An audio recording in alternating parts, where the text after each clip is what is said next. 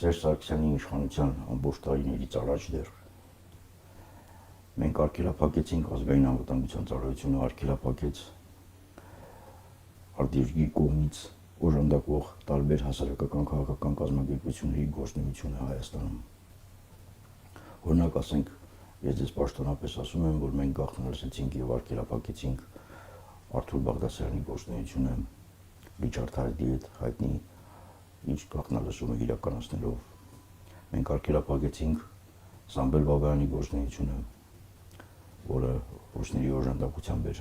փորձում այստեղ որոշակի հարցեր լուծել կապված նաև Արցախի հետ։ Մենք սահմանափակեցինք Արամ Կարապետյան կոչվող քաղաքական գործչի գործունեությունը, որը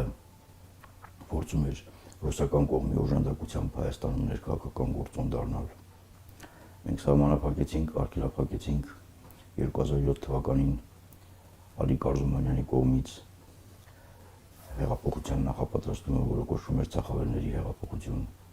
եւ ֆինանսավորվում էր Մոսկվայից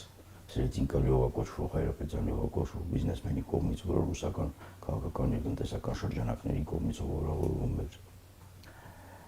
Մենք արգելափակեցինք Ժիրայր Սեֆիլյանի գործունեությունը։ Ամբողջությամբ մի խոսքով փակեցինք այդ ճանապարհները, որպեսզի Սերժ Սարգսյանը գա իշխանության։ Եվ Սերժ Սարգսյանը 2008 թվականին եկավ իշխանության ու սկսեց երկրի համար վնասակարային շրջանը, որը տևեց 10 տարի, եւ որի արդյունքները մենք դեռ քաղելու ենք, մինչեւ կարողանանք դրա դեմը առնել։ Ուրեմն այն երկու ուղղությունները, որոնց վերաբերյալ ես խոսում եմ, դա նախ եւ առաջ վերաբերվում է հենց Սերժ Սարգսյանի կատարած հանցանքներին, որոնք ուղղակիորեն վտանգում էին մեր երկիրը։ Տնտեսական մասի վերաբերյալ ես ձեզ ասեցի։ Եվ երկրորդ հատվածը, դա վերաբերվում էր Արցախին։ Ուրեմն ես ձեզ պաշտոնապես ասում եմ,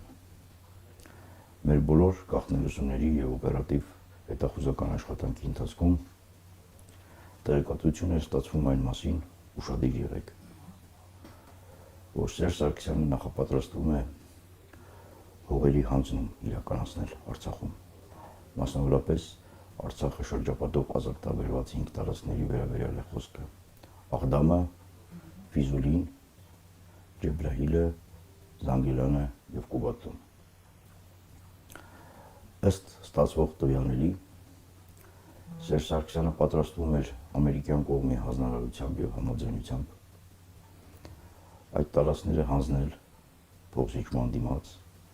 ըստ իրենց փոխզիջման դիմաց, եւ ամերիկացիները փորձում էին Հայաստանին ներդնել 3 միլիարդ անհատույթ գումար։ Ամերիկյան բոլոր քաղաքատնտեսական աշխատակիցները, որոնք գործում են Հայաստանում, եւ միջազգային կառույցների ներկայացուցիչները, դա NDI-ներ, National Democratic Institute, Transparency International, Counterpart International, IRI, International Republic Institute,